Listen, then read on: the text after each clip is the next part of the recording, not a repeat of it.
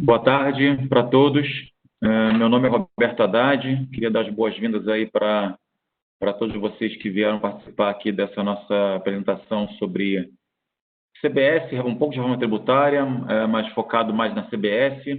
A ideia aqui é a gente passar alguns pontos importantes, tem muita coisa para ser dita. A gente vai tentar aqui abordar todos os assuntos que são relevantes e com um grau de profundidade que a gente consiga pelo menos incluir tudo que está se discutindo no mercado e todos os pontos que são relevantes para as empresas. Bom, a gente vai agora passar para a agenda. A gente tem aqui hoje, queria apresentar os palestrantes, a gente tem aqui hoje, eu vou falar um pouco sobre a reforma tributária em geral, tá? Um pouco antes da CBS. A gente tem aqui o Ricardo Marques, o Ricardo é sócio da área tributária em Belo Horizonte, e também é especializado na área de mineração, e ele vai abordar aqui alguns aspectos da CBS e também um pouco de questões mais setoriais. A gente tem aqui também o Daniel Maia, sócio, diretor da área de Trade and Customs, ele vai falar um pouco da parte de impacto CBS na importação, vários assuntos interessantes e aspectos que a gente tem que tomar em conta com o novo projeto. E temos aqui também o Luiz Wolff, que é sócio-diretor do Rio de Janeiro. Ele é especializado na área de M&A e International Tax, e ele vai abordar também aqui as discussões e as partes mais técnicas da CBS. Bom, então é isso. Aqui eu já apresentei a turma, eu queria agora já entrar para um assunto da reforma tributária, e aqui eu queria gastar um pouco de tempo com vocês para contar um pouco da linha do tempo, né? Eu acho que a gente faz reforma tributária sem falar do que tá por trás da reforma tributária, fica um pouco complicado. Por que isso? Porque a reforma tributária ela tem 3 pilares. Um dos pilares a gente chama dos impostos indiretos, e aí chamando de impostos indiretos ICMS, ISS, IPI, PIS e COFINS. Só focando nos principais. Tem alguns outros, mas focando nos principais. Esse é um pilar. O outro pilar é imposto de renda, e aí imposto de renda ele engloba tanto imposto de renda pessoa jurídica, quanto física, e quanto imposto de renda na fonte. E o terceiro pilar é a parte mais trabalhista, previdenciária, a parte do INSS. Então, esses são os 3 pilares de reforma tributária. Quando a gente fala de reforma tributária de uma forma mais ampla, a gente está falando desses 3 assuntos, e é muito difícil a gente falar de reforma tributária no Brasil se a gente não inclui esses 3 pilares. Pelo menos 2, que são os impostos indiretos e o imposto de renda. Então, é por isso que quando a gente fala, a gente vai falar um pouco mais disso aqui para frente, mas quando a gente fala de CBS, que é basicamente uma junção do PIS com a COFINS, a gente não pode dizer que isso aqui é uma reforma tributária, está muito longe disso. Isso aqui não passa nem perto do que a gente chama de reforma tributária. Então, a gente está fazendo uma junção de PIS e COFINS, de certa forma, alguma simplificação, mas ela não pode ser chamada de reforma tributária. Bom, eu queria passar aqui um pouquinho, a gente aqui vai falar um pouco das PECs, né? Aqui, a gente tem 2 PECs que são relevantes, vocês estão vendo aqui um quadro que traz aqui vários projetos de emenda constitucional ao longo dos anos, mas o que importa para a gente aqui mais são as PECs 110 e 45, além, claro, da PL da CBS, que a gente vai falar aqui bastante hoje nessa apresentação, mas eu queria focar um pouco na PEC 110 e 45, que são as PECs realmente relevantes e que tratam de uma reforma tributária em um pilar, que é o pilar impostos indiretos. Então, as 2 PECs são muito parecidas, eu não vou entrar aqui muito no mérito das diferenças delas, mas basicamente elas dizem o seguinte: olha, vamos juntar tudo em uma coisa só. Vamos juntar o ICMS, vamos juntar o ISS, vamos juntar o IPI, o PIS e a COFINS em um imposto só chamado IBS. Isso é uma coisa bastante relevante, porque você traz uma simplificação gigantesca para o sistema tributário brasileiro, e não preciso nem falar das 27 legislações de ICMS ou dos mais de 5 mil municípios que tratam de ISS. Então, é uma simplificação gigantesca, as PECs, na minha opinião, elas são muito boas, porque elas trazem várias simplificações, além da simplificação básica de juntar os impostos, mas elas trazem alguns conceitos muito interessantes, culminando nesse IBS. Então, basicamente, o que ela fala? É uma alíquota única, fixada por Estado, município e pelo governo. Então, você tem lá o IBS, ele vai ter uma alíquota que o governo vai definir, que o Estado vai definir, que o município vai definir. Essa alíquota ela vai ter que valer, quando o governo federal define uma alíquota, ela vale para tudo. Ela vale para carro, ela vale para óleo e gás, ela vale para papel, para caneta, para qualquer coisa que você venda, serviços. Então, é a mesma alíquota, vale para tudo, não tem diferença. Então, se a gente coloca a gente numa alíquota de 10%, por exemplo, então essa alíquota vale o Brasil inteiro. Se o Estado do Rio de Janeiro ou o Estado de Minas Gerais coloca uma alíquota de 5%, ela vale para todo o Estado, todo o Estado de Janeiro ou todo o Estado de Minas Gerais, ela vai valer para toda essa região. Você não pode definir alíquotas diferenciadas. E a mesma coisa do ISS. O município do Rio de Janeiro, o município de Belo Horizonte, eles colocam uma alíquota de, vamos dizer, mais 5%, vai valer para tudo. Então, o IBS é uma combinação de 3 alíquotas que vale para tudo. A alíquota prevista em alguns estudos era 25%, que seria uma combinação de 9 com 14 e 2%, então seria algo parecido com isso. E aí uma adoção total de crédito, sem nenhuma limitação, absurdamente ampla, muito mais ampla que a CBS até. Uma isenção para exportações, um cálculo que a gente chama por fora, né? Quer dizer, você tem o preço, você define o preço, por exemplo, com o seu cliente. Qual é o preço? É 100. Então, você vai cobrar 100 e vai botar mais 25 de IBS, e você vai cobrar 125. Não tem um cálculo por dentro, como SMS, que você vai ter que fazer um gross-up. O cálculo teu preço é quanto? É 100. Tá bom, é 100, é mais 25. Quem já foi para os Estados Unidos, você vai comprar numa loja lá, ele te diz qual é o preço aqui é $100, e quando ele vai te cobrar no caixa, ele te cobra mais o imposto do Estado. Então, é mais ou menos assim que funciona a IBS, simplificando muito como é que seria o sistema. Tá? Então, é algo muito mais simples, né? E a gente estava muito motivado para que isso acontecesse ainda nesse ano. É claro que a gente está num ano completamente atípico, então tudo que a gente esperava mudou, né? Então, mas isso aqui era uma linha. Eu vou voltar para esse assunto aqui, mas eu queria falar um pouco de imposto de renda, e eu estou aqui resumindo muito a área de reforma tributária, porque a reforma tributária a gente tem assunto aí para algumas horas para falar do que a gente está incluído, tá? Então, na parte do imposto de renda, eu queria voltar aqui, a gente está no slide, Wolf, a gente está no slide de etapas, não é esse slide não, eu queria voltar um pouquinho aqui, isso, deixa aqui. Não, na outra, não pode deixar na outra. Mais, não, desculpa. Mais um, aí. Transparência, no slide de transparência, por favor. Então, a gente está... Não é essa, tá, Wolf? A gente está falando que o slide tem as bolinhas de transparência. Então, aqui a gente tem a parte de imposto de renda. E imposto de renda, a gente tem que voltar... Wolf, a gente não está no slide certo, é o slide com as bolinhas. Então, a gente tem que entender o seguinte. No imposto de renda, a gente tem um histórico internacional. Se a gente pegar o que aconteceu nos últimos anos, e a gente pode falar aqui especialmente do ano de 2017, que foi um ano assim, muito importante em termos tributários no mundo, a gente teve uma mudança de imposto de renda na Argentina, na França, no Japão e outros países. A Índia teve uma coisa bem mais ampla, a Índia tinha uma confusão muito grande de impostos, como não tem no Brasil, juntou tudo no imposto chamado GST. Mas a gente combinou esse movimento com a mudança da reforma tributária americana, que foi no final de 2017, uma surpresa para todo mundo, que reduziu a alíquota do imposto de renda de 35% para 21%, e fazer uma mudança muito grande no que tange a carga tributária americana.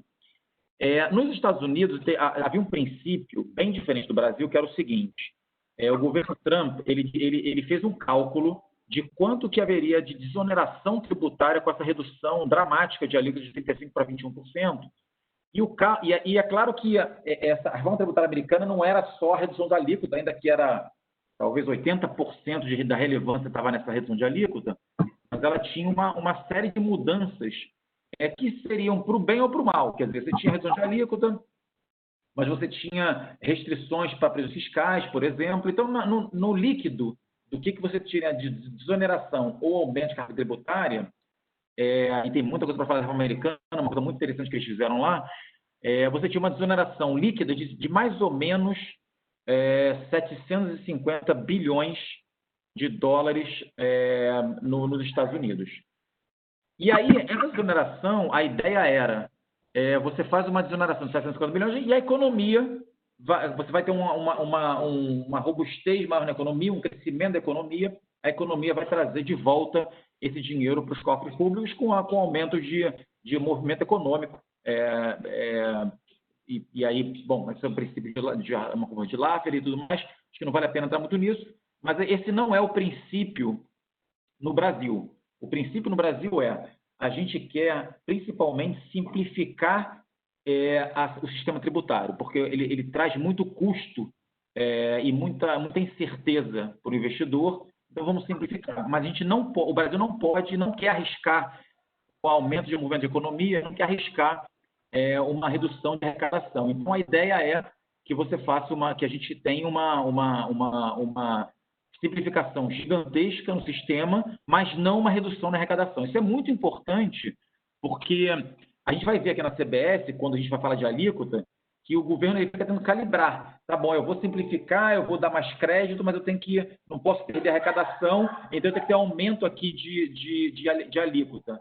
Então, a ideia aqui é que sempre que a gente vai ter uma mudança na arrecadação, no sistema brasileiro, a gente vai ter alguém pagando mais, alguém pagando menos. Não tem jeito. Isso sempre vai acontecer. Alguém vai pagar menos e alguém vai pagar mais, porque a gente tem que equilibrar e dentro desse conceito que a arrecadação não pode mudar. Então, esse é um ponto muito relevante, que é importante vocês terem isso na cabeça, porque qualquer reforma tributária envolve manutenção da arrecadação, ainda que você tenha uma simplificação. E aí, a gente tem as bolinhas que a gente colocou, por quê? Porque a gente traz o que é relevante para a reforma tributária. Segurança jurídica, simplificação, combate à sonegação, manutenção da carga tributária, já falamos, transparência muito maior, quer dizer, com o sistema que você tem o valor do teu serviço ou do teu produto e você coloca o imposto aberto lá, fica muito fácil você saber o que está acontecendo, muito mais fácil, né? Então, a ideia é que você tenha mais investimento e coisas do tipo. Então, esse é o princípio da reforma tributária. Para as pessoas... Então falamos da parte de indiretos, falamos um pouco do imposto de renda americano. Quando a gente vem para o Brasil ele estava numa linha muito parecida. Então, quando a gente fala aqui, todo mundo aqui tem certeza que ouviram falar muito de tributação de dividendos, né? A gente vai tributar dividendos e aí que a gente não tributa há muitos anos, só que o princípio da reforma tributária brasileira, ela segue nessa linha americana, porque a gente ficou pouco competitivo globalmente. Se a gente pegar a média de alíquota de imposto de renda na maioria dos países desenvolvidos, é muito menor que a brasileira e até com os países que a gente está mais equivalente em termos de desenvolvimento econômico. Então a nossa alíquota está alta, 34%, então ela tem que ser reduzida. Então, a gente estava falando muito numa redução de alíquota dramática no Brasil também, de 34%, talvez para um patamar como o americano, de 21%, e uma tributação de dividendos também relevante, talvez de 25% e coisa do tipo. Então, isso seria a ideia. Na parte pessoa física, a ideia é que haja um aumento de faixas, mas também aumento de alíquota máxima, e uma redução nas deduções. Então, a redução nas deduções é algo que é bastante criticado, porque você já tem poucas deduções no Brasil para pessoas físicas, muitas limitações, e eu acho que limitar muito mais isso, eu acho que talvez é um tiro no pé. Você talvez tenha que mudar o sistema de tributação de pessoa física, talvez aumentando a alíquota para faixas bem maiores, mas só que você não pode, você tem que talvez aumentar as deduções, como faz em vários países, que ele faz o seguinte: olha, quanto é que é a tua renda líquida aqui? Você precisa ter carro, então qual é a depreciação do teu carro, ou qual é o mortgage aqui da tua casa, para você fazer uma tributação do teu rendimento líquido. Bom, a parte trabalhista ela é um pouco mais complexa, porque a ideia é, claro, simplificar, diminuir os encargos trabalhistas para você fomentar o emprego, mas você lembra, a gente tem que ter uma manutenção de carga tributária. Não dá para você desonerar a folha sem ter de onde tirar esse dinheiro, e é por isso a discussão toda da nova CPMF, coisa do tipo. que tá em vigor. Então, isso aqui é uma revisão, um resumo gigantesco do que é a reforma tributária efetiva.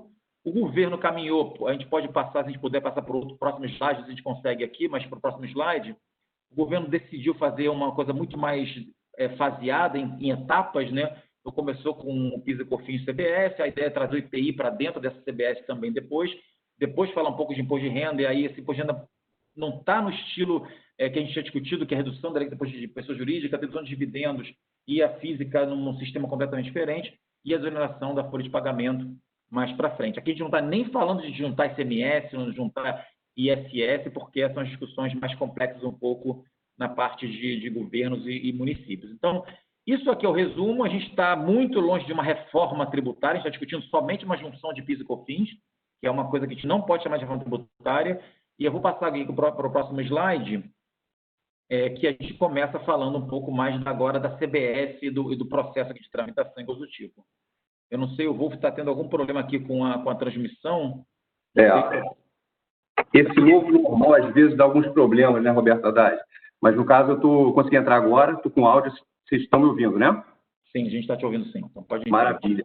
Então, pegando o bastão que o Roberto me passou agora... Wolf, deixa eu fazer uma... Pessoal, desculpa que a gente está ao vivo, a gente acaba fazendo algumas besteiras, né? Mas aqui a gente tem uma pergunta agora, a gente vai fazer 3 perguntas interativas aqui para vocês, que estão, de certa forma, vinculados com o assunto, tá? Então, aqui a gente vai soltar aqui agora, vai ter um pop-up para vocês aqui com uma primeira pergunta. Queria que soltasse aqui, se puder, a pergunta aqui, por favor. E aí vocês votem para me dizer o que é, para a gente saber qual é uma pequena pesquisa aqui.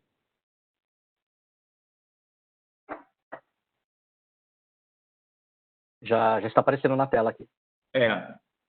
Eu queria que vocês puderem votar aqui. A pergunta é: você aprova o modelo de reforma tributária como foi proposto atualmente?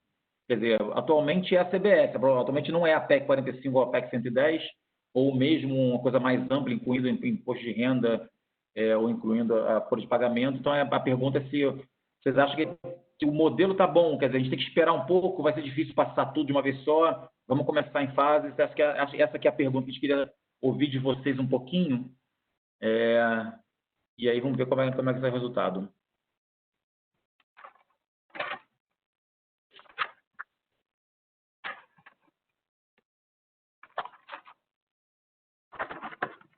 Pronto, aqui então espero que não seja uma influência minha, eu espero, a gente tem 74% de não aprovam, eu não votei não, tá? Mas eu aumentaria aqui se não, mas 19% então acho que está certo, e eu acho que tem muita gente que fala que está certo também, porque tem que ser faseado, para as empresas talvez sentirem menos, mas vamos em frente aqui, vamos passar aqui agora para a parte da CBS, depois de mais umas perguntas para vocês. Obrigado pela participação de todos aqui. Vamos lá, Wolf, desculpa aqui. Bom, Haddad, vamos lá, como o Haddad falou, a reforma tributária ela vai ser efetuada em 4 etapas, pelo menos por enquanto. Pode ser que isso seja quebrado no futuro, ninguém sabe direito. Mas a primeira etapa já foi apresentada à Câmara dos Deputados pelo ministro Paulo Guedes. Acho que o pessoal que viu na televisão, há mais ou menos, sei lá, um mês atrás, o ministro entregando ao Rodrigo Maia o projeto de lei. Só que, nesse momento, o projeto se encontra parado na Câmara. Tá? O Rodrigo Maia ainda não deu andamento e, assim que apertar o start, assim que começar o andamento da discussão, do debate dentro da Câmara dos Deputados, o prazo para apresentação de emendas, para debate, para tudo, e para que seja votada de 45 dias. Tá? Ou seja, assim que o Rodrigo Maia apertar o botão de iniciar e começar a discussão, 45 dias depois tem que ser submetido à votação. Levando-se em conta que seja aprovado por maioria simples, o projeto de reforma tributária vai subir para o Senado, onde também por maioria simples, caso seja aprovado, aí sim ele vai ser submetido à sanção do presidente da República. E tem uma particularidade no projeto da norma que expõe que somente após 6 meses da aprovação a nova CBS começa a estar vigente. Ok, tudo bem, mas quem é então essa famosa nova CBS? Pode passar o próximo slide, por favor, Viviane? Então, a nova CBS, na verdade, ela é composta por várias figuras tributárias que todos nós conhecemos de muito tempo atrás.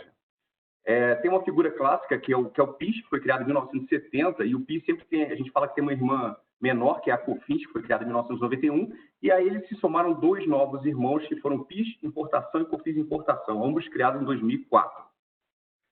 Tem o PIS Folha de Pagamento, mas eu não quero me estender muito sobre isso, porque isso é mais aplicável em entidades sem fins lucrativas, que não é tanto o escopo de hoje aqui. Bom, quem é PIS e COFINS? PIS e COFINS são 2 tributos que oneram a receita das empresas no Brasil. A destinação deles, o produto da arrecadação, tanto do PIS quanto da COFINS, é bem parecido. Ambos são destinados à Seguridade Social e Seguro-Desemprego, na realidade, né? E alguma coisa de financiamento do BNDES, mas é uma parte residual. Mas o que importa é, PIS e COFINS incidem sobre a receita da pessoa jurídica. Ou seja, uma pessoa jurídica eventualmente pode estar numa situação de prejuízo, mas pagando o tributo, porque vai estar pagando PIS e COFINS. Isso, às vezes, é algo que, quando o nosso cliente estrangeiro pergunta, ele não está acostumado com esse tipo de prática tributária no país dele, isso normalmente assusta. E o PIS Importação e a COFINS Importação foram criadas em 2004 com o propósito de equiparar a importação de mercadorias e serviços do exterior à tributação que onera mercadorias e serviços brasileiros. Ou seja, também tem alíquotas são alíquotas semelhantes às alíquotas atuais de PIS e de COFINS local. Tá? E já que eu falei de alíquota, vamos para o próximo slide, por favor, Liane. Alíquota. Isso aí é uma questão à parte que exige... A gente poderia fazer um evento de dia inteiro só discutindo isso. A situação atual, como vocês podem ver lá, é a seguinte. São 2 os regimes de PIS e de COFINS. Um que é a alíquota conjunta 3,65, 3 de COFINS e 0,65 de PIS, e o outro que é o não cumulativo de 9,25. Opa, como é que funciona isso? Por que um é bem mais alto que o outro? Simples, porque o não cumulativo permite a apropriação de créditos decorrentes das etapas anteriores. Ou seja, se eu comprei um insumo na minha etapa anterior, eu posso ter um crédito de PIS e COFINS derivado da aquisição daquele insumo e, com isso, eu reduzo a minha alíquota. Ou seja, a alíquota tende a ser 9,25, mas normalmente é menor do que isso por causa de todos os créditos gerados descontados nas aquisições anteriores. Beleza, ok, até aí tudo bem. O que se propõe hoje em dia, até porque um dos propósitos, como o Roberto Haddad falou, um dos propósitos da reforma tributária é a simplificação do modelo tributário brasileiro, que se propõe acabou essa história de PIS e de COFINS, vamos juntar uma coisa só, vamos chamar isso de CBS, e vamos dar um crédito com uma alíquota de 12%, tá? Não mais 9,25%, mas agora vamos dar um crédito financeiro, um crédito amplo, ou seja, toda e qualquer aquisição feita pela pessoa jurídica, tá? Se houve exigência de CBS nas etapas anteriores, aquela aquisição vai gerar direito a crédito para o contribuinte, tá?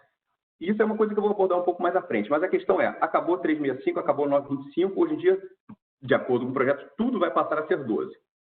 Algumas exceções, tá? Uma exceção que se fala muito, se discute muito, é a questão de instituições financeiras, planos de saúde e seguradoras. Essa turma vai pagar um PIS e COFINS de 5,8%, obviamente bem menor que os 12%. Por outro lado, esse pessoal todo não tem direito à apropriação de créditos, ou seja, vai ser 5,8%, como a gente fala, na cabeça, direto, sem crédito em cima. E aí uma outra questão também que é atinente a uma indústria específica é a questão dos regimes monofásicos, tá? Eu vou falar um pouquinho disso agora, né? Quer dizer, daqui a 2 slides. No próximo slide tem uma questão específica que é de crédito presumido, que eu acho que vai ser aplicável a poucos dos integrantes da audiência aqui, mas é importante saber que em alguns dos casos, quando a venda é com alíquota zero, há geração de crédito para o adquirente, né? Pode passar o slide, por favor, Viane? Que são nesses percentuais aí. Mas isso aí, mais uma vez, é uma questão muito específica de indústrias específicas.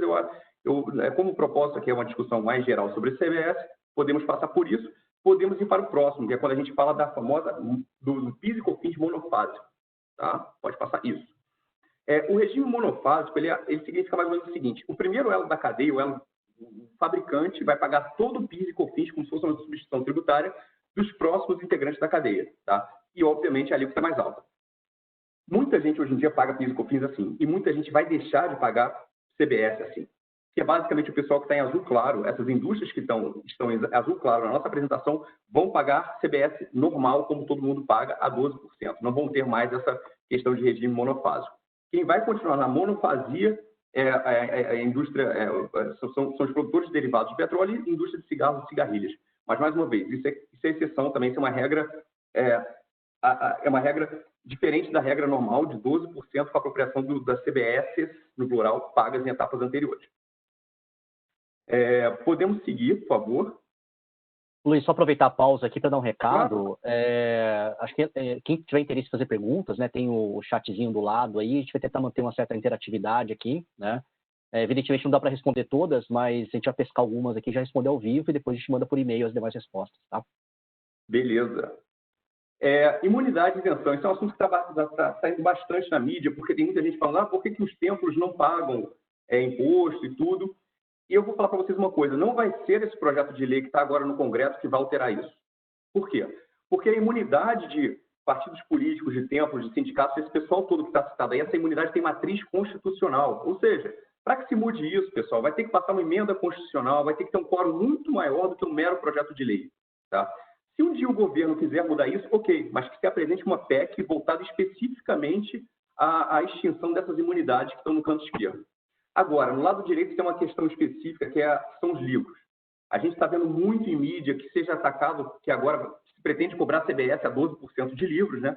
E como boa parte do pessoal que escreve em imprensa é formador de opinião, é também autor de livro, há uma grande discussão a respeito disso. E qual é a resposta do governo? Ora, livros não têm imunidade constitucional de tributo. Eles têm imunidade constitucional de impostos. Tá? Sendo, portanto, a CBS uma contribuição, os livros eles tiveram um favor legal de ter uma alíquota zero de PIS e de COFINS, que foi trazida pela 10865, né? Lá de 2004, que é a mesma lei que trouxe PIS e COFINS de importação, mas agora vai acabar isso.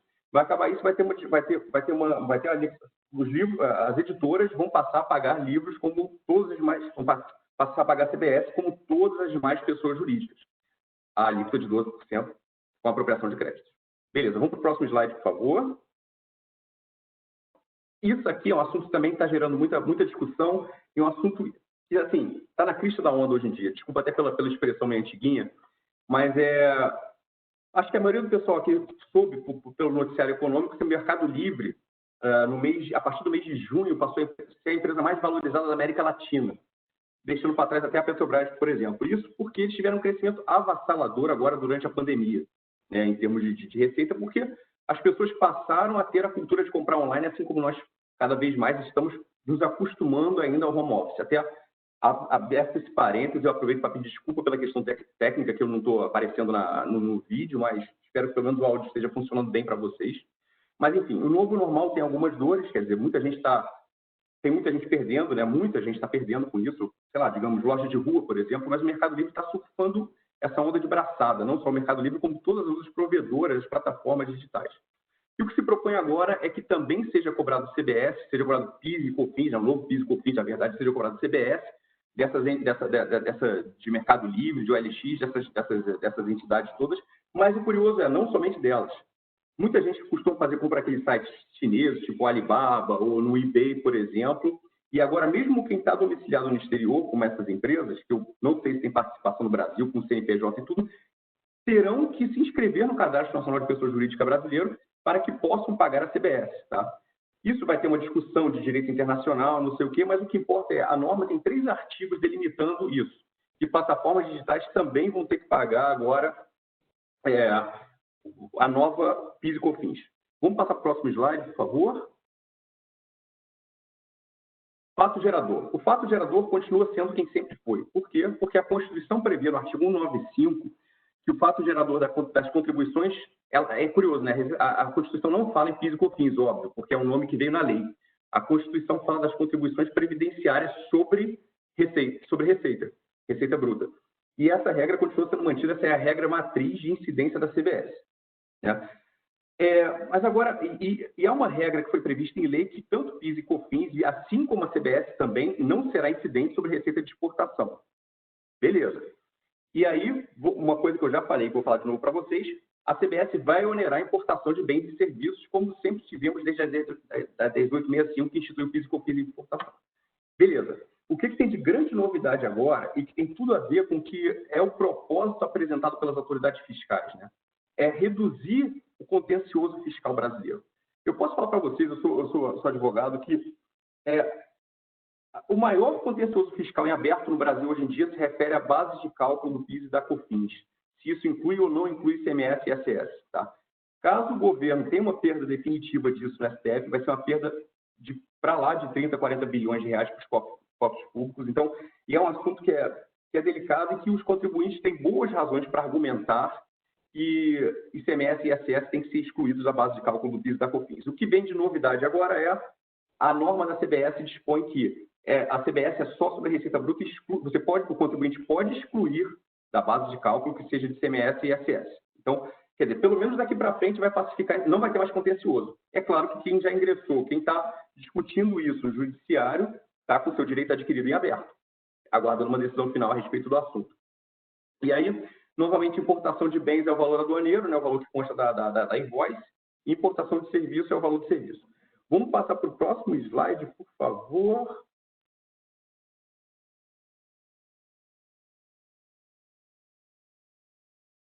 Opa, não.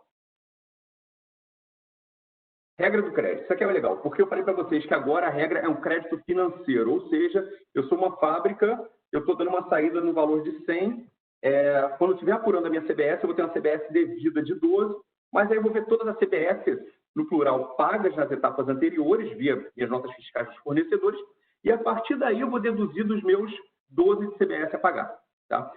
Simples assim. E aí eu vou falar de documento fiscal idôneo, mas assim, tem alguns pontos em relação aos créditos que eu queria alertar para vocês desde já.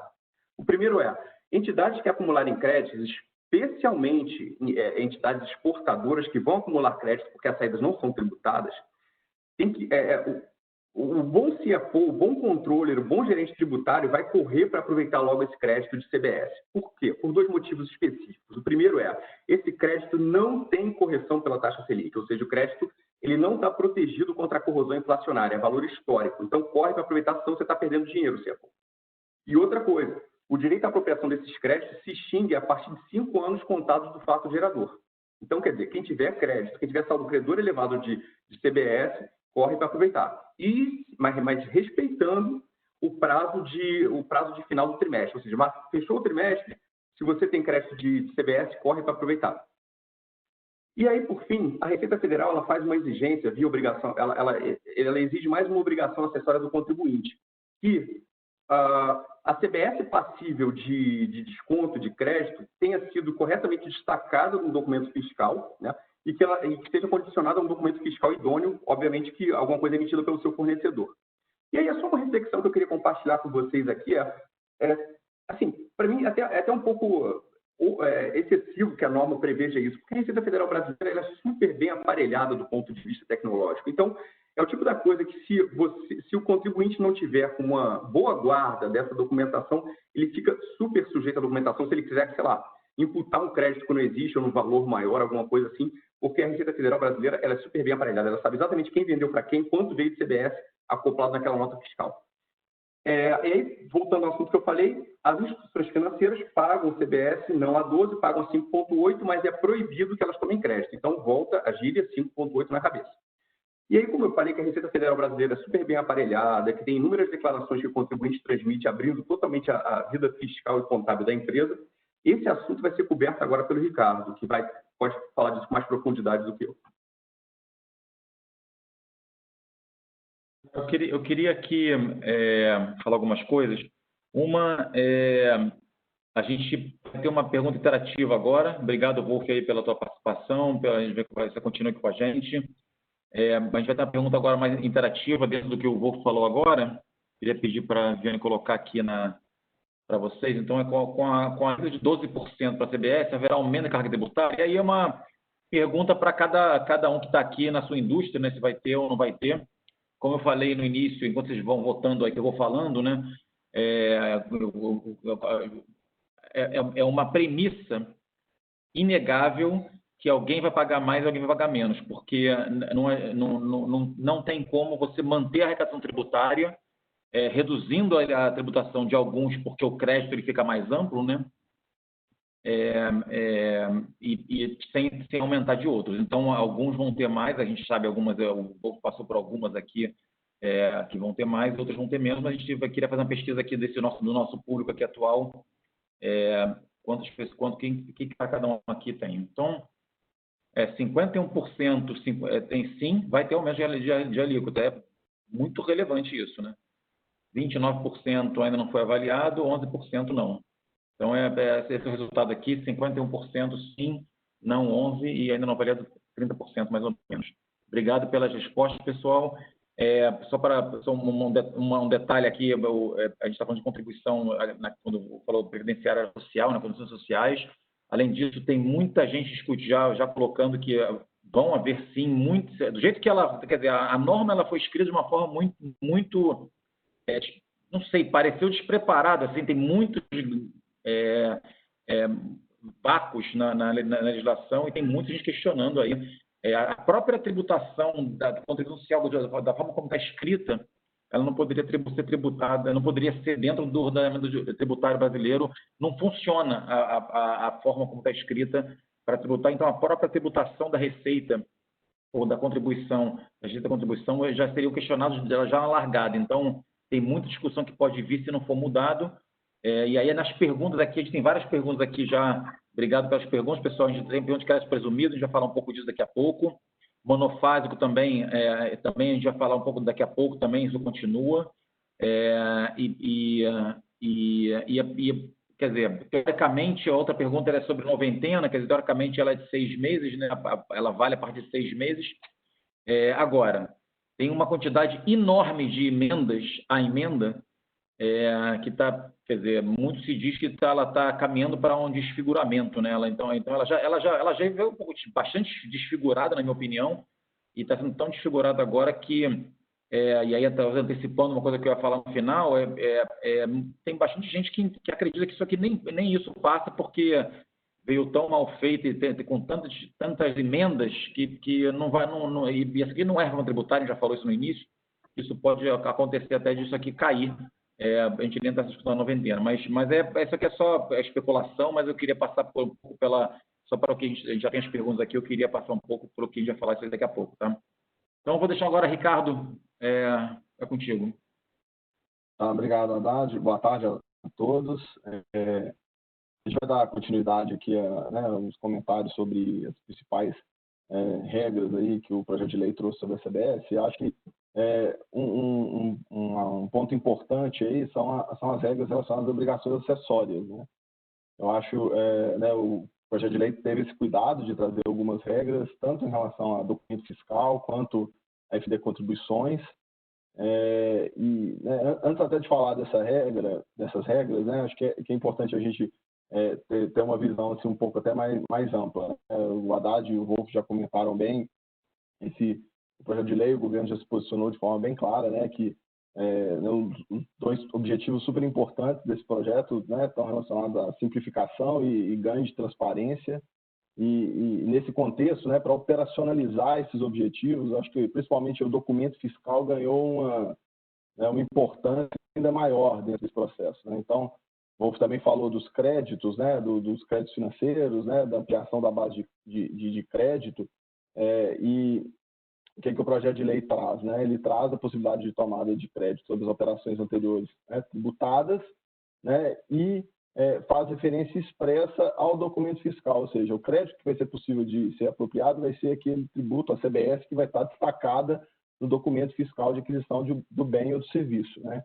Então, se a gente for comparar com a sistemática que a gente tem hoje do PIS e da COFINS, né, é óbvio que a maior parte das empresas, né, quando a gente está falando ali de bens e serviços, né, tem como referência também as notas fiscais, é importante isso ali dentro do processo de apuração do crédito, mas seja uma sistemática de cálculo diferente, né? Você tinha ali muitas vezes a base para a apuração do crédito era o valor da operação, mas não necessariamente o valor do imposto sacado no documento fiscal. Então agora acho que a gente poderia falar que o documento fiscal ele vai ganhar um papel mais central aí, principalmente quando a gente está falando da apropriação do crédito, né? Acho que esse é o primeiro ponto que a gente destaca no slide.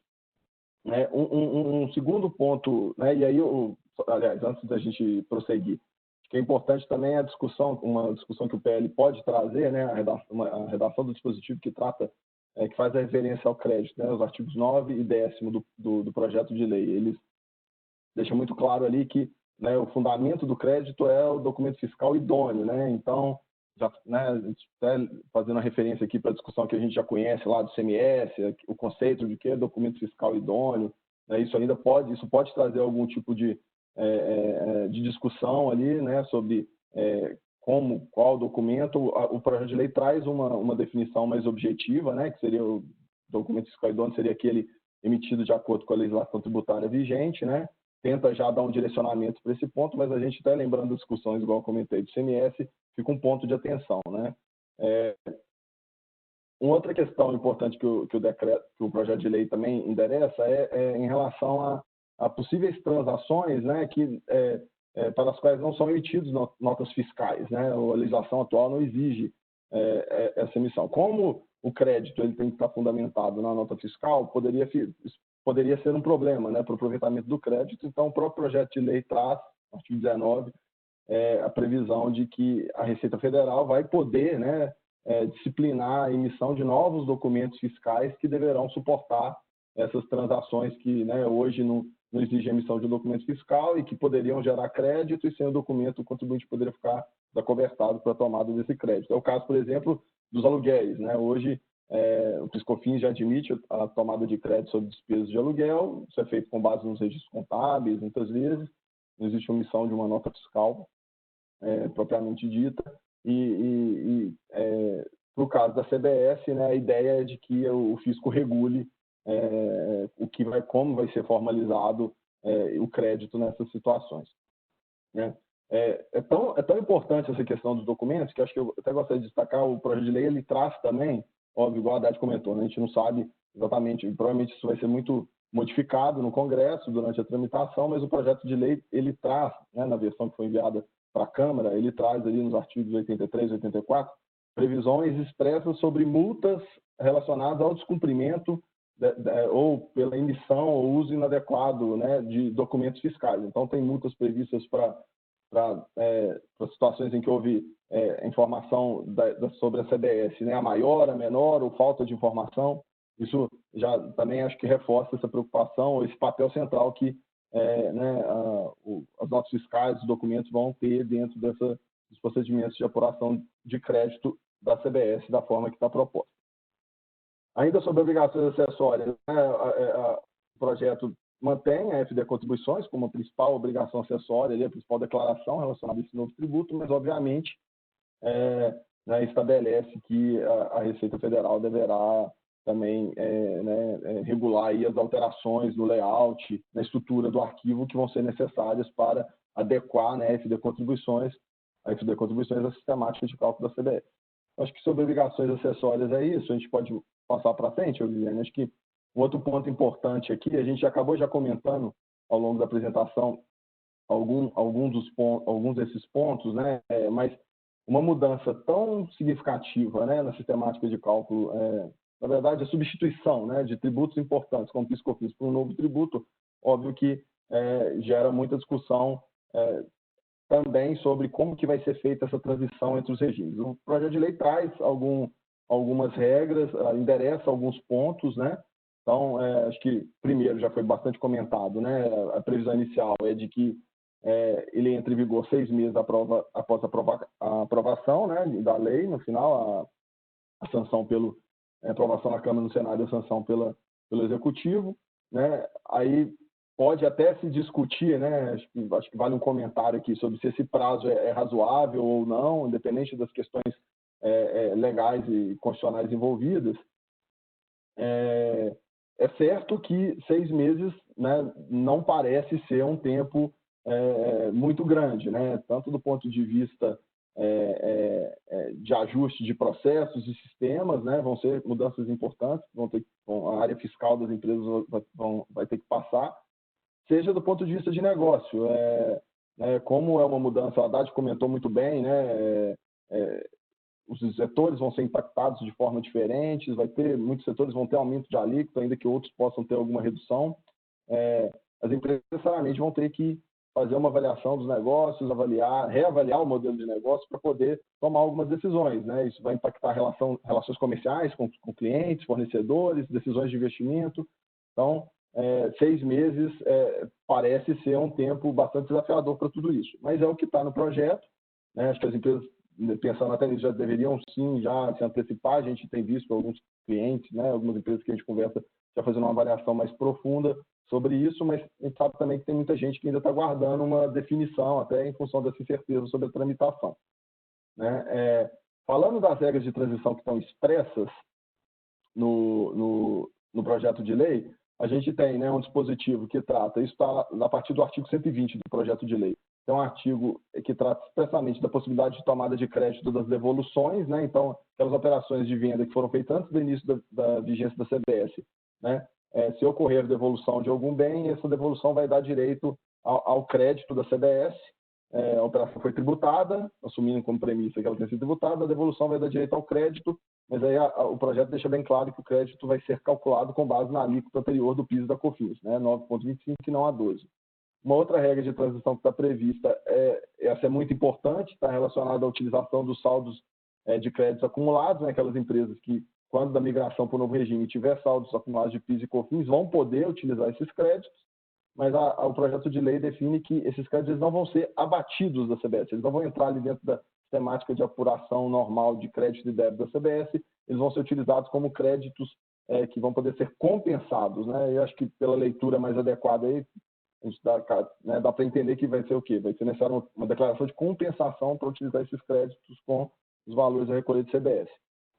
E uma última regra que também, de transição, que também está expressa no projeto, refere-se aos créditos sobre bens ativo permanente, né? Que a empresa eventualmente tome via depreciação, ou qualquer uma das metodologias, ou em 48, ou em 12, ou em 24 meses, se for benfeitorias.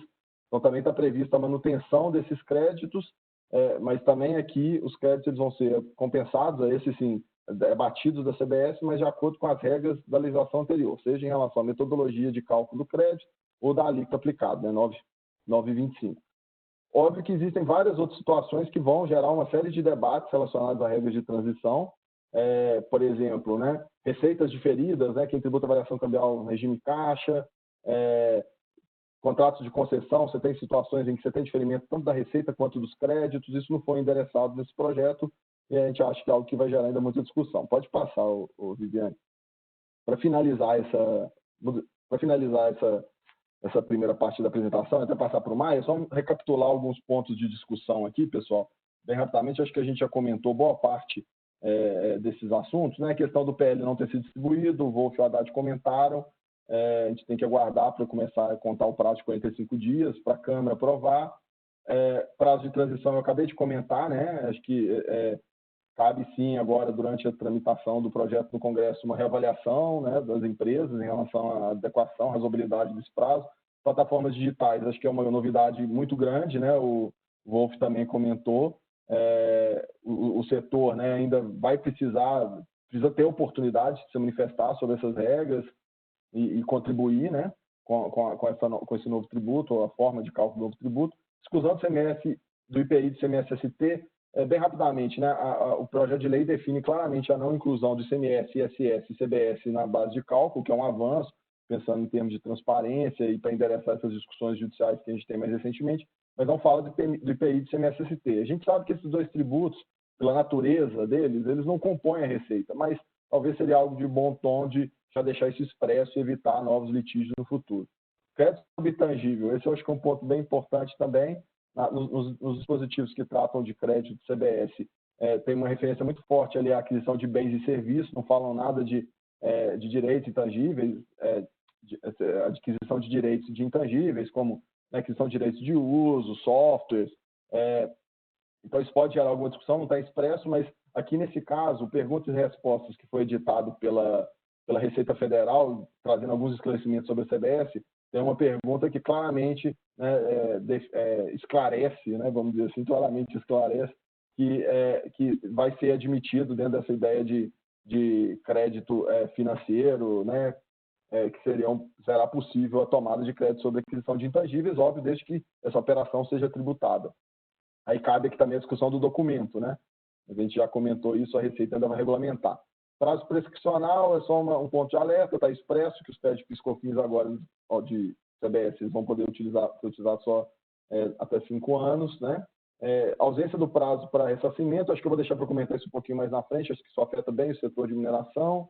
E efeito rebote de ICMS, efeito rebote do ICMS e do ISS, acho que aqui está meio bem claro também, porque enquanto não aprovada, né, os projetos de lei que tratam da reforma ou incluem esses dois tributos na reforma tributária, né, o aumento da alíquota com a CBS, né, dos 9,25 para os 12, isso vai aumentar, muito provavelmente as empresas vão repassar isso no preço dos produtos, isso vai acabar aumentando a base de tributação desses dois tributos e vai gerar um efeito reflexo, enquanto isso ainda não foi equacionado dentro de uma reforma tributária mais ampla.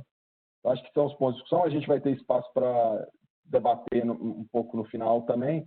Então, acho que em benefício do tempo aqui, acho que eu vou passar para o Maia para ele tratar da CBS na importação.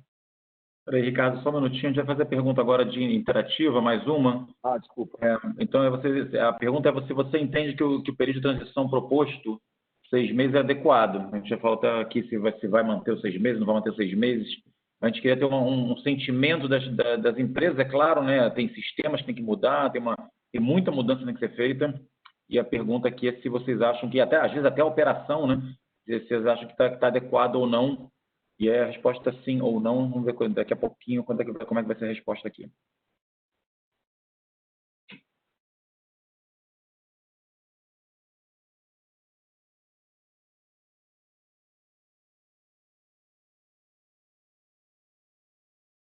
Não.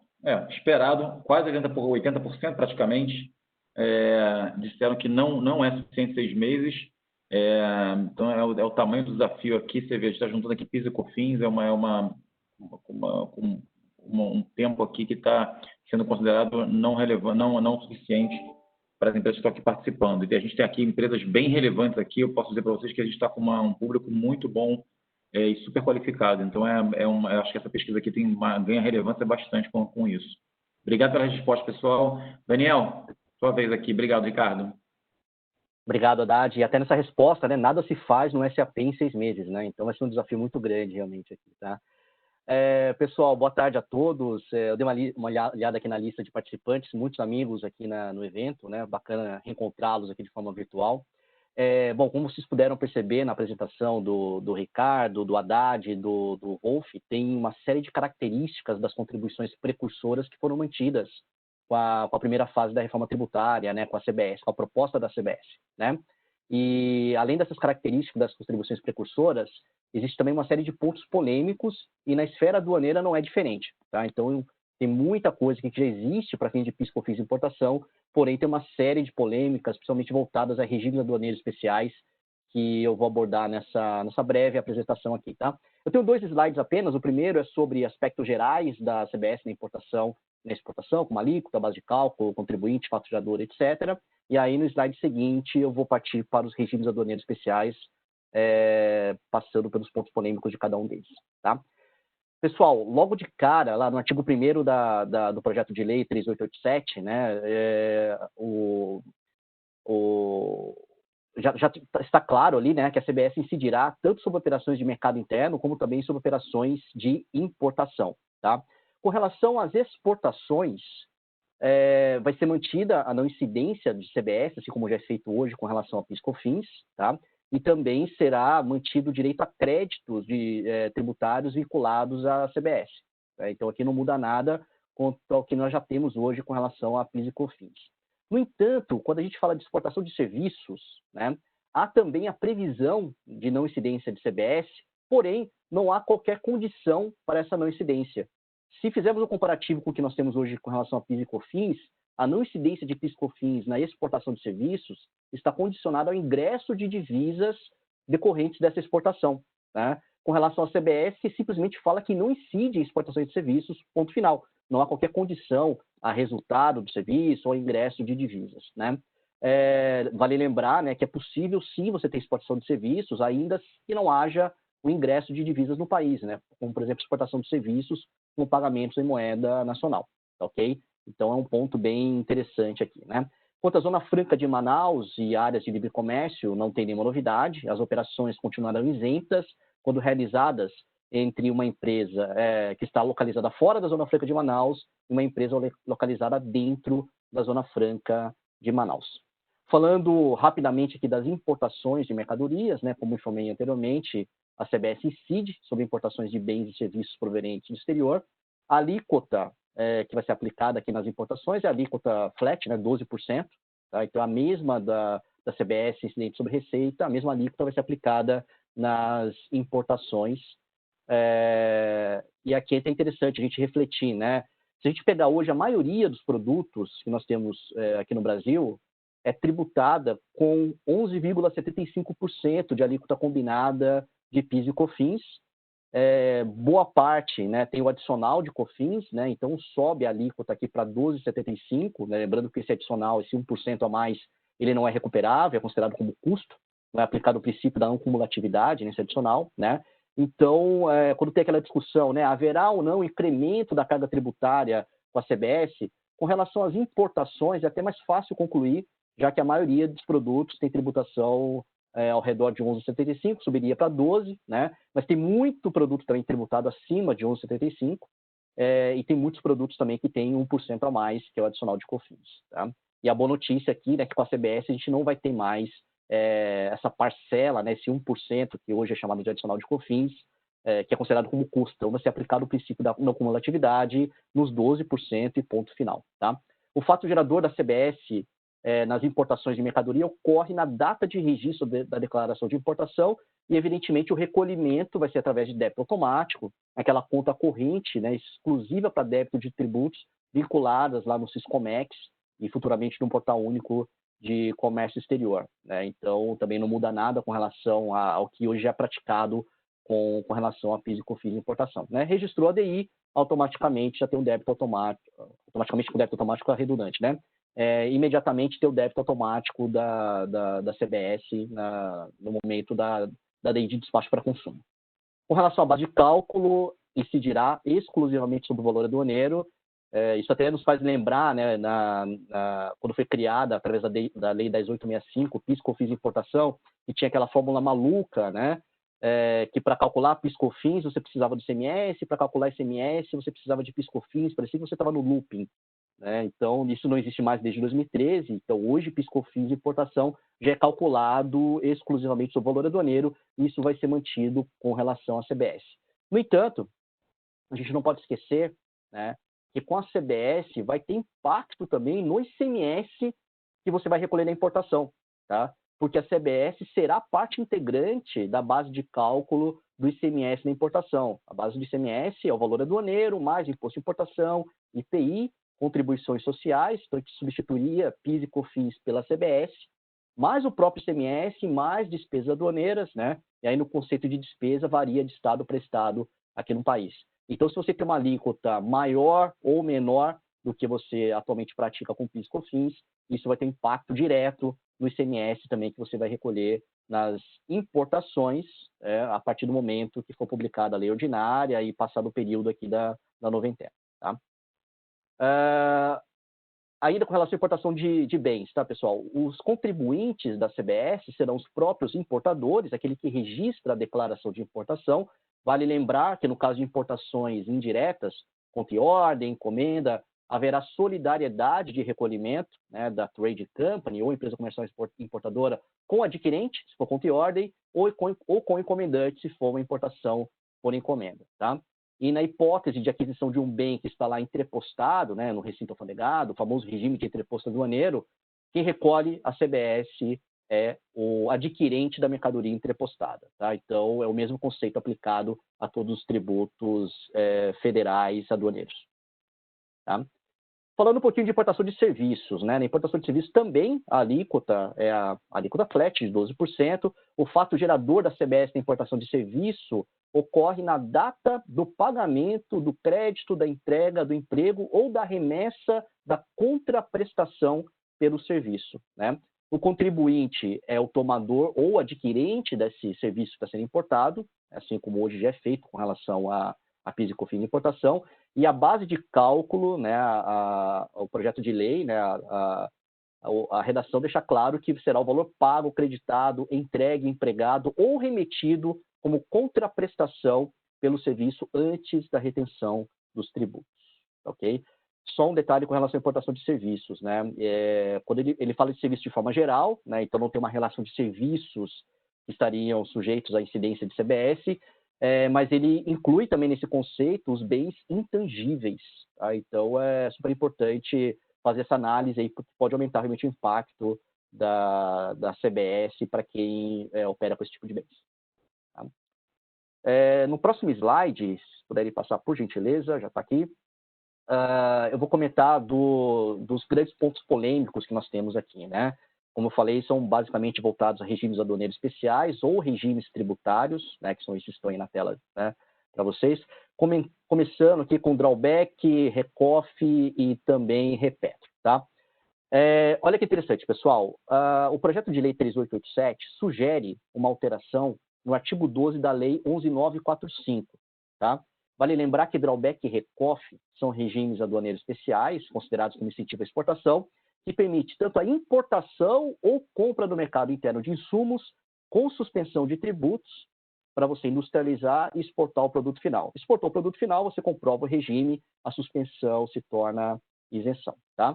E a base legal para essa suspensão de tributos, tanto na importação como na aquisição do mercado interno desses insumos, é a Lei 11.945, artigo 12 dela, que é justamente o que o projeto de lei sugere alteração.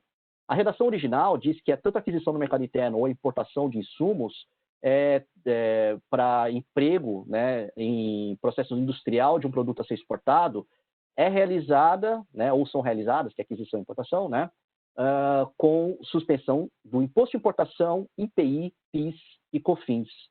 Qual é a sugestão de alteração aqui do projeto de lei? Suprimir PIS e COFINS da redação da lei 11.945.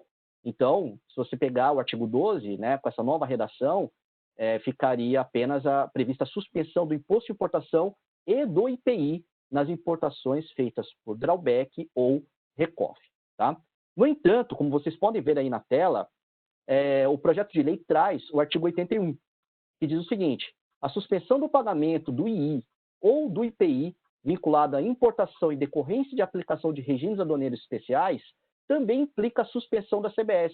Ou seja, o artigo 81 estende a suspensão, né, de imposto de importação e IPI vinculado a regime aduaneiro especial também à CBS, tá? Mas nas importações exclusivamente.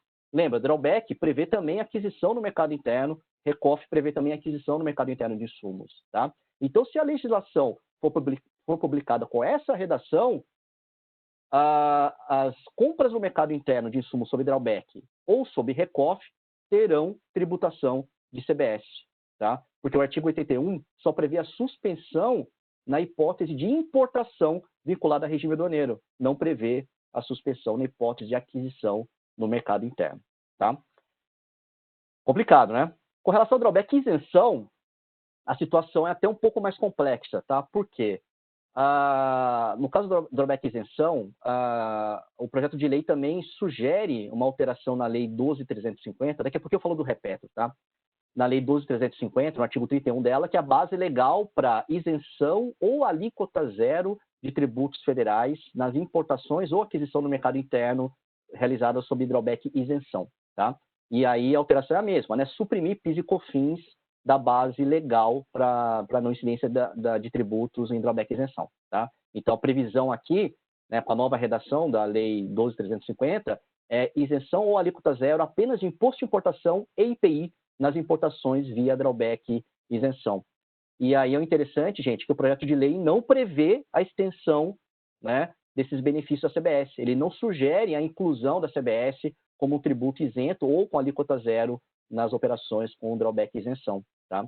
Então, nesse caso, se for publicada a redação original, no drawback e isenção, não terá isenção ou alíquota zero de CBS, tanto na importação como na aquisição no mercado interno. Tá? Então, a isenção é um pouco mais sério, que também não teria base legal para não pagamento da CBS também nas importações, além do mercado interno. Ok? Falando um pouquinho sobre o repetro, né? Então, já até um pouco na questão setorial, né? Eu combinei com o Ricardo que ia comentar rapidamente do repetro. Por que é importante a gente deixar claro aqui, né, uma observação sobre o repetro? Se a gente pegar as perguntas e respostas publicadas pelo governo, logo depois da publicação do projeto de lei 3887, lá está escrito, né, que está prevista a extinção do repetro, tá? Pessoal, isso não é verdade, né? Pela legislação, pela redação do projeto de lei, não há previsão de extinção do repetro, né?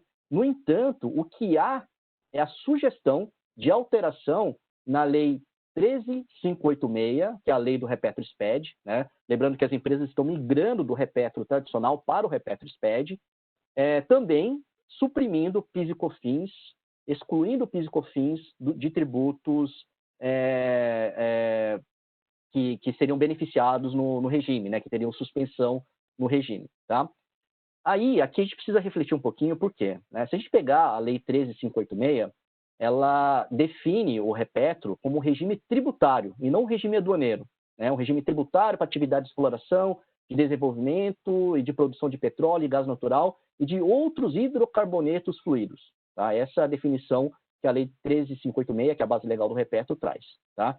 Ela não trata o repetro SPED como regime aduaneiro especial, e sim como regime tributário, tá? E qual que é o impacto disso?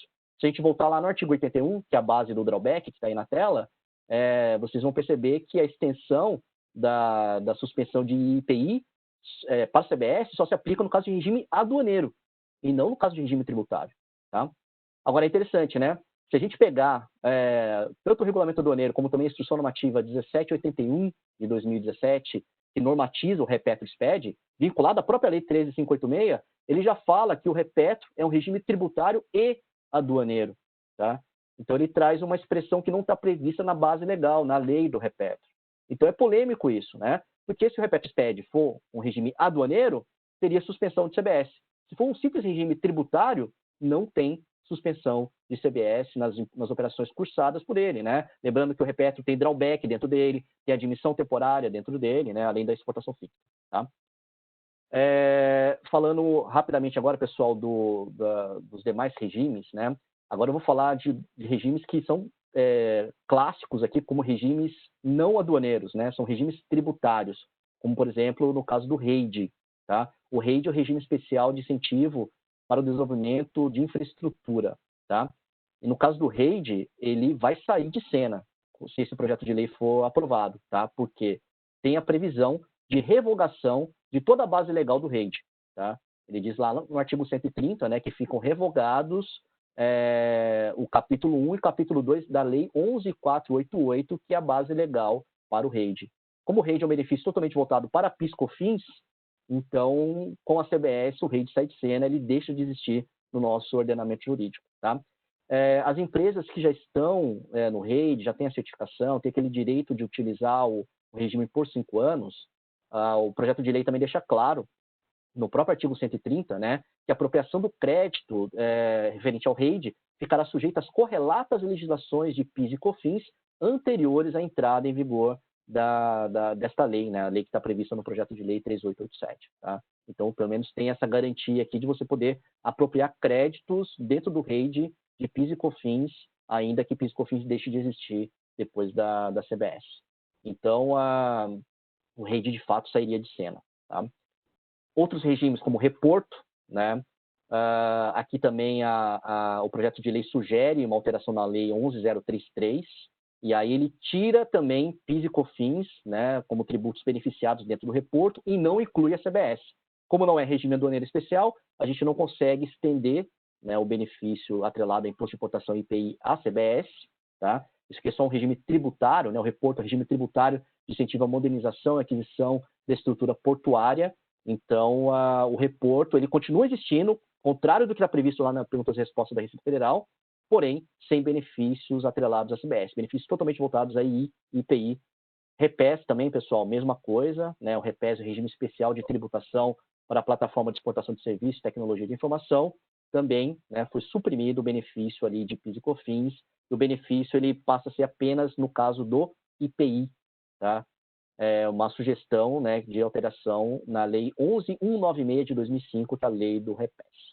Tá? Vou pedir aqui para você concluir, a gente está super estourado. Se puder concluir em 30 segundos para a gente ter tempo para falar desses setores um pouquinho, tá? Obrigado. Tá ótimo. Não, é isso mesmo que eu preciso, tá? O RECAP também, pessoal, ele vai deixar de existir, tá? Porque o RECAP tem a sugestão de revogação da lei 11.196 de 2005, capítulo 2, que é a base legal do RECAP, tá? E aí, por fim, super importante falar, né, esse aqui me deixa super chateado, o Reintegra também vai sair do nosso ordenamento jurídico, tá? O projeto de lei prevê a revogação da lei 13.043, essa lei, para quem não se lembra, ela reinstituiu o Reintegra no nosso ordenamento jurídico lá em 2014, com a revogação dela, o Reintegra deixa de existir. E aí é uma pena, né, que a gente tem inclusive teses aqui para você potencializar o Reintegra, que hoje está em 0,1, né, então você poderia chegar até 2,1%, você consegue colocar 2 pontos percentuais a mais dentro do benefício original do programa. Ele deixa de existir no nosso ordenamento jurídico. Tá? Bom, falei sem respirar aqui para ir rápido, tá, pessoal? Pode dar sequência aí. Obrigado. Obrigado, Daniel. Ricardo, começa aí já direto aí. Obrigado. Tá. Não, pessoal, voltei aqui. A ideia, né, a gente até agora a gente falou bastante das regras gerais, pincelando algumas coisas sobre os setores. Como esse é um evento que a gente está focado aqui na região, né? A região, na verdade, é bem amplo, né? Estado do Rio, Minas, tem o pessoal também do Centro-Oeste. A gente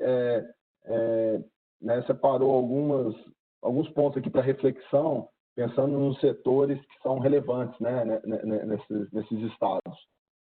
Então, o Haddad já comentou, e acho que está muito claro para todo mundo que os impactos vão ser diferentes em cada setor. A ideia geral é não aumentar a carga tributária, mas vão ter setores que vão ter, sim, um aumento de carga, enquanto outros vão ter, talvez, uma redução. Então, assim, pensando nessa região que eu comentei, acho que para o Rio, o setor de petróleo e gás é super relevante. Acho que o que vale destacar aqui é que os combustíveis, tanto derivados de petróleo como gás natural, foram mantidos na regra do monofásico, o que é bom para o setor, talvez, mas gera outros problemas que a gente vai comentar aqui. E acho que um ponto super importante são esses impactos no Repetro, que a gente sabe que é super relevante para o setor e as empresas estão acompanhando isso de perto. Um outro setor importante aqui para a região é o setor de mineração. O que acontece com a mineração?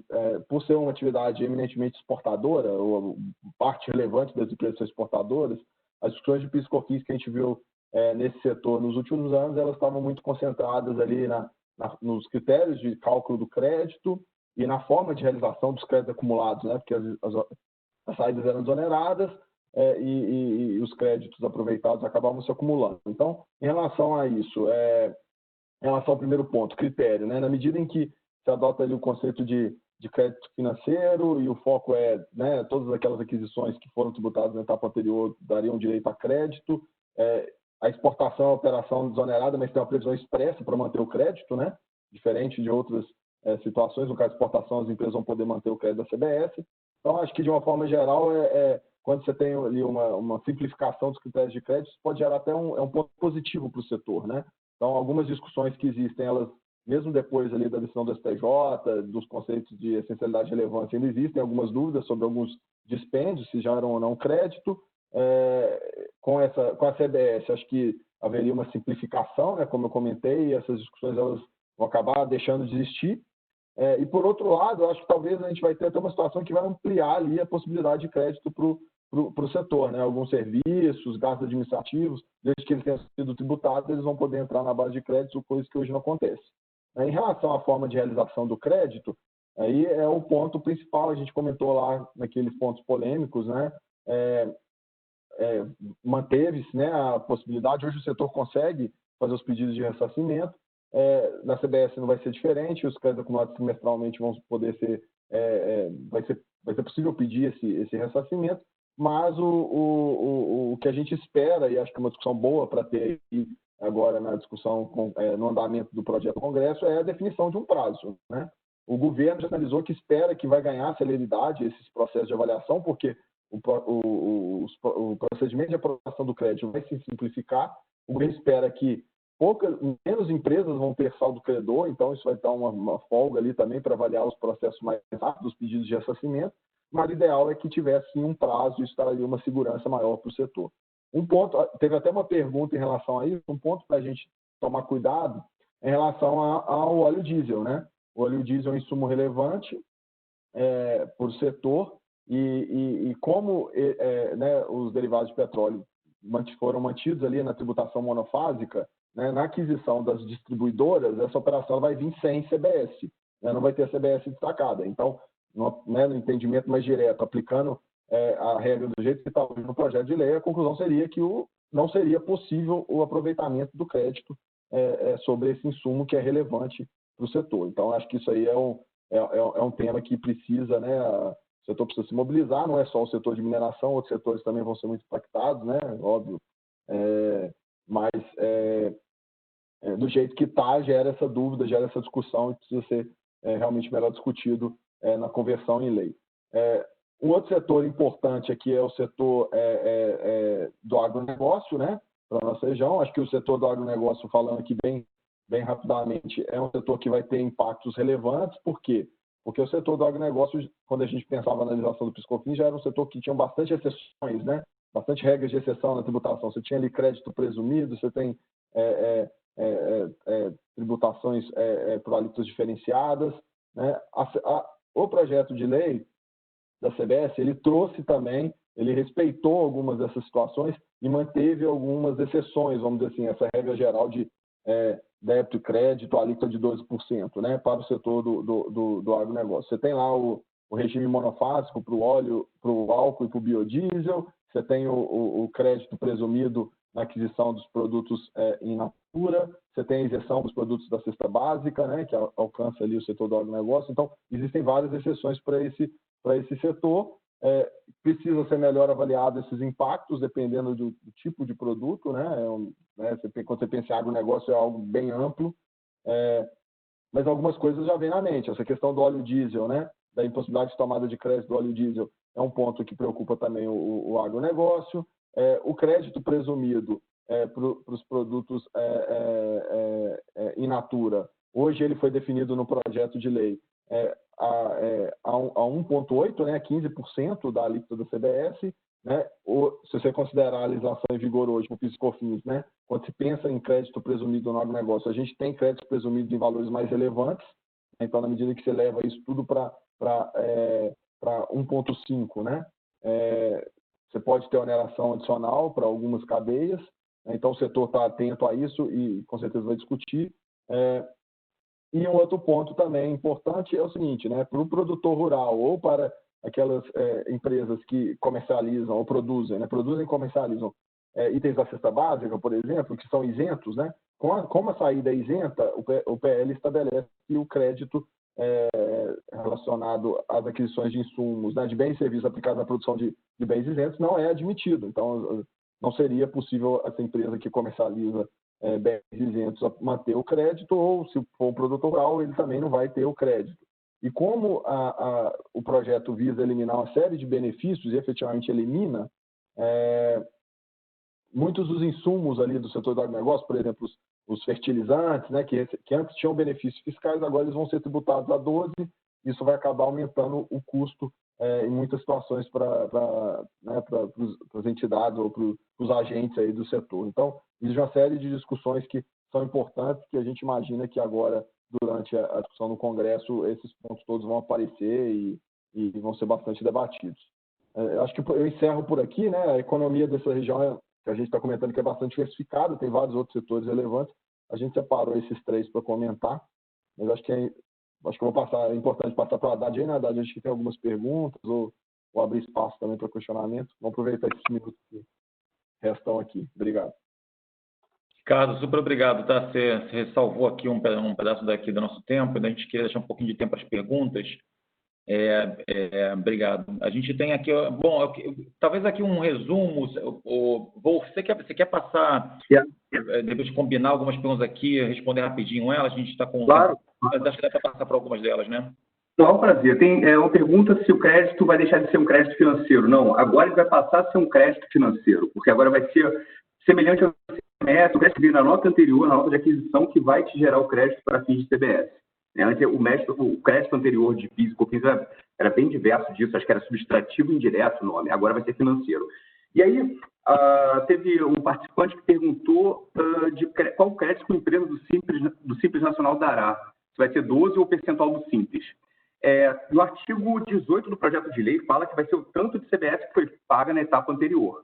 Ou seja, gerou alguma discussão se as empresas do Simples vão ficar menos competitivas e tudo, mas o que eu entendo, o que eu estava entendendo, é que vai ser o quanto de CBS foi pago no DARF do Simples. E esse meu entendimento ontem foi corroborado pela Vanessa Canedo, que é justamente a pessoa que está à frente da reforma tributária. Teve uma live com ela ontem, promovida pelo Valor Econômico, que ela confirmou esse conceito de que o que vai gerar crédito para a empresa do Simples é o quanto de CBS foi, desculpa, para a empresa adquirente de empresa do Simples é o quanto que veio de crédito, o quanto veio de CBS pago na nota.